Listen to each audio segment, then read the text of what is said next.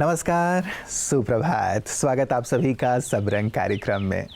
मित्रों, आप में से किसी हमारी दर्शक ने बहुत प्यारी सी पंक्ति हमें भेजी। वो पंक्तियाँ मैं आपके सम्मुख रखना चाहूँगा। उन्होंने कहा कि हे प्रभु, यदि मेरे मन में कुछ तोड़ने की इच्छा पैदा हो तो मैं अपने गुरूर को तोड़ूं, अपने अहम को तोड़ूं। यदि कुछ जलाने का मेरा मन करे तो मैं अपने क्रोध को जलाऊं। यदि कुछ मारने का मन करे तो मैं अपने अनावश्यक जो नफ़रत भाव हैं उन्हें मैं मार दूं। और यदि कुछ मिटाने का मन करे तो मैं अपने अंदर से अनावश्यक इच्छाओं को मिटा दूं।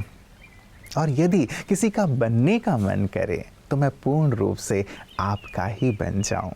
कितनी प्यारी सी पंक्तियाँ हैं ना मित्रों। हमें क्या जलाना है, क्या तोड़ना है, किस चीज़ को मिटाना है और किनका बन जाना है, यदि इन्हें हम अपने जीवन में शामिल कर लें तो जीवन कितना सुंदर और श्रेष्ठ हो जाएगा। ज़रूर इस पर गहराई से विचार कीजिएगा और इसी सुंदर चिंतन के साथ, विचार के साथ आइए चलते हैं आज के सुवाक्य की ओर।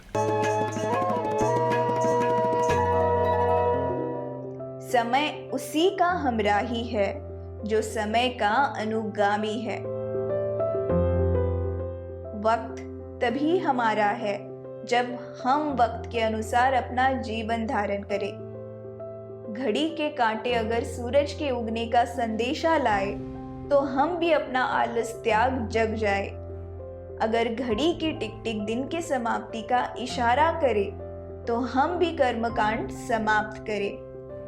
ये होता है किसी का साथ निभाना, किसी के सही मार्गदर्शन पे चलना और किसी का सम्मान करना। वक्त अपने हिसाब से ही चलता है क्योंकि दिन के बाद रात आती ही है। यहाँ गलती की कोई गुंजाइश ही नहीं। हम वक्त को कितना महत्व देते हैं ये हमारे ऊपर निर्भर है। प्रश्न तो ये है कि हम वक्त के कैसे साथी हैं, वो जो वक्त के साथ चले या वो जो वक्त के पीछे, क्योंकि साथ निभाने वाले ही एक साथ लक्ष्य को प्राप्त करते हैं।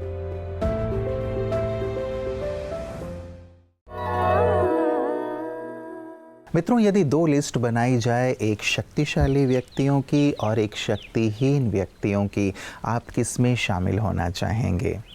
निसंदेह शक्तिशाली व्यक्तियों की लिस्ट में हम सभी शामिल होना चाहेंगे। लेकिन हमें ये देखना है मित्रों कि जब जीवन में बातें आती हैं, परिस्थितियां आती हैं, तो हम अपने आप को शक्तिशाली अनुभव करते हैं या शक्तिहीन अनुभव करते हैं, परेशान हो जाते हैं। बातें सबके सामने आती हैं, परिस्थितियां सबके सामने आती हैं, लेकिन उस समय अपने मन को स्थिर रखते हुए शक्तिशाली होकर उनका सामना करना उसका निदान है। यदि हम कमज़ोर हो जाते हैं, शक्तिहीन हो जाते हैं, समस्याएं हम पर हावी हो जाती हैं। इसीलिए मित्रों, चाहे वो शारीरिक बीमारियां हों, चाहे अन्य किसी भी प्रकार की परिस्थिति हो, स्वयं को शक्तिशाली बना करके रखें और उस परीक्षा रूपी पेपर में 100% मार्क्स लेकर के आगे बढ़ें। तो आप शक्तिशाली बने। इन्हीं मंगल कामनाओं के साथ आइए चलते हैं आपकी सेहत आपके हाथ की ओर। ओम शांति फ्रेंड्स। दोस्तों, आज के जीवन में चारों तरफ घर में भी कन्फ्लिक्ट है, वर्किंग प्लेस पे भी कन्फ्लिक्ट्स हैं और बढ़ते जा रहे हैं। और आज देखो, यंग एज में जो लोगों को, बच्चों को स्पेशली, डिप्रेशन और स्किज़ोफ्रेनिया बढ़ता जा रहा है, साइकोसिस बढ़ता जा रहा है। उसका मुख्य कारण क्या है? ये हमारी स्किज़ोइड नेचर कहाँ से बनती है दोस्तों? इसका मुख्य कारण जो 5 वाइसेस है ना, जो हमने बात की, काम, क्रोध, लोभ, मोह, अहंकार, स्पेशली उसमें भी लोभ, ग्रीड खाली पैसे का नहीं होता है, लोभ खाली पैसे का, नाम मान शान का भी लोभ होता है। और ये सबसे बड़ी आज समस्या, आज की बहुत समस्या है, जो हम लोभ के वश कार्य करते हैं, नाम मान शान कमाने के लिए कार्य करते हैं, सेवा के बजाय वो करने की कोशिश करते हैं। तो हमारे अंदर क्या होता है, हमारी सस्पिशियस नेचर होने लगती है। सस्पिशियस में ना हम शक करने लगते हैं दूसरों पर कि ये व्यक्ति कुछ थोड़ा सा भी हमारे साथ, क्योंकि हम अपने नाम को मेंटेन करना चाहते हैं, अपनी शान को मेंटेन करना चाहते हैं, अपने स्टेटस को मेंटेन करना चाहते हैं, तो we become suspicious about others. हम इवन घर के मेंबर्स के प्रति सस्पिशियस हो जाते हैं। हमारे साथ जो काम करने वाले साथी होते हैं उन पर सस्पिशियस हो जाते हैं। तो हम किसी का हेल्प नहीं ले पाते हैं। तो सस्पिशियस नेचर, जिससे हमें अपनी हम स्थिति खराब कर लेते हैं। दूसरा, एज्यूमिंग नेचर, कि हम अपनी एजम्पशंस बना लेते हैं कि उसने ऐसा किया होगा, उसने ऐसा किया होगा, तो हम बहुत अंदर से इनसिक्योर हो जाते हैं। तो इसको इस सस्पिशियस शक करने की नेचर और अनुमान लगाने की नेचर, नहीं तो आत्मा की नेचर जो कैसी है, इंसान की नेचर कैसी होनी चाहिए। समाज चलता है निश्चय और विश्वास से। हमारा जो नेचुरल जो व्यवहार है इंसान का वो है निश्चय, फेथ एंड ट्रस्ट। हम संसार में रहते हैं, सुख से रहते हैं, सिक्योर महसूस करते हैं जब हमारा निश्चय और विश्वास। इसकी बजाय जब आप role conscious, outer self conscious हो जाते हैं तो आपका व्यवहार संशय और अनुमान से भर जाता है। और ऐसी नेचर को अगर हम पालते चलते हैं, ऐसे बिहेवियर को हम फर्दर बिहेव करते रहते हैं, तो एक दिन हमें स्किज़ोफ्रेनिया हो जाता है। और आप देख रहे हैं समाज में स्किज़ोफ्रेनिया तेज़ी से बढ़ रहा है। तो दोस्तों, अगर हम चाहते हैं इस बीमारी से बचें तो हमें अपने अंदर सोल कॉन्शियसनेस को बढ़ाना होगा ताकि हम पांचों विकार पर विजय पाएँ। और बचपन से ट्रेनिंग देनी होगी ताकि हमारे बच्चों को भविष्य में इस शक और अनुमान की आदत ना पड़े, अपने आप को सिक्योर महसूस करें। और इस खराब बीमारी से, खराब मैं इसलिए कह रहा हूँ, इसका इलाज कोई अच्छा नहीं है। और एक बार आदमी जिसको स्किज़ोफ्रेनिया हो जाता है वो समाज से कट जाता है। ओम शांति। मित्रों, कहते हैं कि कामयाबी तक जाने वाले रास्ते सीधे नहीं होते, लेकिन कामयाबी मिलने के बाद ही रास्ते सीधे होते हैं। कई बार हम ये कामना करते हैं कि मुझे सफलता बहुत सहजता से मिल जाए, सरलता से मिल जाए, लेकिन ये कभी नहीं होता। जब हम सफल हो जाते हैं तब हम औरों के लिए प्रेरक बन जाते हैं, एक मार्गदर्शक बन जाते हैं कि कैसे सफलता अर्जित की जा सकती है।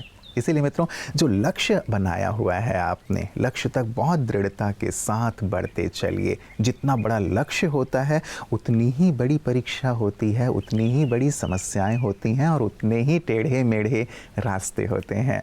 लेकिन हमें घबराने की कतई आवश्यकता नहीं है। पूरी दृढ़ता के साथ, पूरे मनोयोग के साथ, समर्पणता के साथ यदि आप आगे बढ़ते हैं तो सफलता आपके कदम अवश्य चूमती है। तो आप सफल हों, इन्हीं मंगल कामनाओं के साथ आइए चलते हैं अगले सेगमेंट की ओर। Chitran ji, I would like to ask, like the theme of this program, this summit is Divine Wisdom of Golden Era. Right. How much you agree to this? Yeah, actually, Do you really believe the slogan of Brahma Kumaris is when we change, the world changes? How much you agree to this concept? this is a concept. It was not known to me, in fact, very frankly speaking. But when we attended this program, I could know that the 5,000 years have been divided into 4 eras. That first is your golden age, then your silver age, then copper age, and now we are going to the iron age. And this is the age where we are actually encountering violence, encountering many of the loss of values of life. In fact, social, all sort of imbalances, all these are happening in iron age. And we have to go back to the golden age. For that reason, we have been given this advice and we are listening from all our honorable sisters, the way they are teaching us. I think that would be a great message for all our future generations, that you have taken birth in this world to create another golden age again. So for that reason, I think this is a great concept, and this is a philosophy. Actually, in fact, in programs also we are preaching this, that you see that you people are those who are in this earth now. You have to see that earth becomes a golden earth again. So in this way, we are actually very much fascinated about this concept of these 4 eras. I'm sure the way we are going, we have to create a new world of golden era in this Through the divine wisdom. And for that reason, the today's session, today's World Summit, Global Summit, it is creating a huge impact on us. In fact, the first session I attended, where Honorable Chief Minister of Assam, he spelled on various issues on the religion, he spelled on various issues how we should actually have our continuous development of this mindset on the spiritual goal. So that was a fascinating experience for us today itself. And I'm sure coming 2-3 days, we shall be definitely having more and more introspection on the whole theme of this session. So you have come here to the Brahma Kumaris organization. So how are you feeling? What is the atmosphere? And when you meet the people, how you feel? When I come here, I understand that I am coming to another heaven, frankly speaking, because keeping all my assignments and others, I am keep coming over here. Feeling of spirituality, it really gets my heart and soul. Whenever I have talked with the people, those who have come, everybody is having the same feelings because they feel that whenever they are reaching to this particular land, they understand that different world they have entered, where people are smiling, continuous. There is a, we have learned here the purity, then we have seen the peace, and so we have seen the love. So everything is here itself. मित्रों, प्रतिभा ईश्वर से मिलती है, आभारी रहें ईश्वर के। ख्याति समाज से मिलती है, आभारी रहें समाज के। लेकिन घमंड स्वयं से मिलता है, इसीलिए सावधान रहें। क्योंकि जब हम कामयाब होने लगते हैं, कुछ प्राप्त कर लेते हैं, तो अंदर से घमंड पैदा होने लगता है कि मैं ही सब कुछ हूँ, मैंने ये किया, इतना बड़ा साम्राज्य मैंने स्थापित किया। इतिहास गवाह है मित्रों, घमंड व्यक्ति को नष्ट कर देता है, तबाह कर देता है। हमने जो अर्जित किया है ईश्वर की अनुकंपा से किया है, जो हमें प्राप्त हुआ वो उन्होंने दिया, जो ख्याति भी मिल रही है समाज हमें प्रदान कर रहा है। इसीलिए विनम्रता को धारण करके जीवन में आगे बढ़ें। सभी देखने सुनने वालों को प्रोफेसर राजीव शर्मा का इंदौर से सादर नमस्कार। किसी ने भक्त सूरदास से प्रश्न किया कि सूरदास जी, आप तो अंधे हो, आपको दिखाई नहीं देता, उसके बाद भी आप रोज कृष्ण के मंदिर में दर्शन करने जाते हो। तो सूरदास जी ने बड़ा प्यारा उत्तर दिया। सूरदास जी ने कहा कि मुझे तो दिखाई नहीं देता, भले ही दिखाई नहीं देता, यह सत्य है, लेकिन मेरे कृष्ण को तो दिखाई देता है ना, कि मैं उसके पास रोज आ रहा हूं।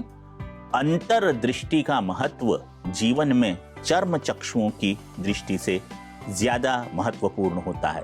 इसलिए सूरदास ने जब अपने आराध्य कृष्ण की बाल लीलाओं का चित्रण किया तो ऐसा कहते हैं, वो वात्सल्य रस के हर कोने में झांक कर आ गए। मैया मोरी मैं नहीं माखन खायो, झाल परे सबय सखा मिली, मेरे मुख लपटायो, सूरदास तब हंसी जसोदा, लय उर कंठ लगायो, मैया मैं नहीं माखन खायो। ये चित्रण तभी संभव है जब हम अपनी आत्मदृष्टि को अपने लक्ष्य के प्रति सजग कर लें। ओम शांति। मित्रों, हम सभी स्वयं को ईश्वर की संतान कहते हैं कि हम ईश्वर के बच्चे हैं। आज बहुत गहराई से हम इस बात पर विचार करें, यदि हम ईश्वर की संतान हैं तो हम भी तो ईश्वर के समान ही होने चाहिए ना। जैसे हाथी का बच्चा हाथी के जैसा होता है, शेर का बच्चा शेर के जैसा होता है। हाथी के बच्चे में हाथी के गुण, शेर के बच्चे में शेर के गुण दिखाई देते हैं। तो हम में जब हम ईश्वर की संतान हैं तो ईश्वर के गुण अवश्य दिखाई देने चाहिए। वो शांति के सागर हैं और यदि हम अशांत रहें, वो सुख के सागर हैं और हम दुखी रहें, तो क्या कोई हमें ईश्वर की संतान कहेगा? ईश्वर करुणा के सागर हैं, सबको देने वाले हैं। क्या हम भी करुणा से लोगों के प्रति भरे हुए हैं और सबको देते रहते हैं? आज गहराई से ज़रूर इस पर विचार कीजिएगा मित्रों। ईश्वर की संतान हूँ तो ईश्वर की विशेषताएं मेरे अंदर हैं, उन्हें मुझे अब उजागर करना है, उन्हें कर्म में लाना है और कर्म में लाकर अपने ईश्वर पिता को भी संसार में प्रत्यक्ष करना है। ईश्वर पिता तभी खुश होंगे, माता पिता तभी खुश होते हैं जब बच्चे उनके पद चिन्हों पर चलते हैं। तो ईश्वर ने जो हमें श्रेष्ठ कल्याण का मार्ग सबके लिए दिखाया है, क्यों ना हम उस पर चलना प्रारंभ करें। तो मित्रों, आज इस पर ज़रूर विचार कीजिएगा, क्योंकि बहुत ही गहन सा विचार है जिसे जीवन में लाकर हम महान बन सकते हैं, औरों के लिए आदर्श बन सकते हैं और ईश्वर के दिल तख्त पर बैठ सकते हैं। विचार कीजिएगा। कल पुनः इसी वक्त आप सबसे मुलाकात होगी। नमस्कार। ओम शांति।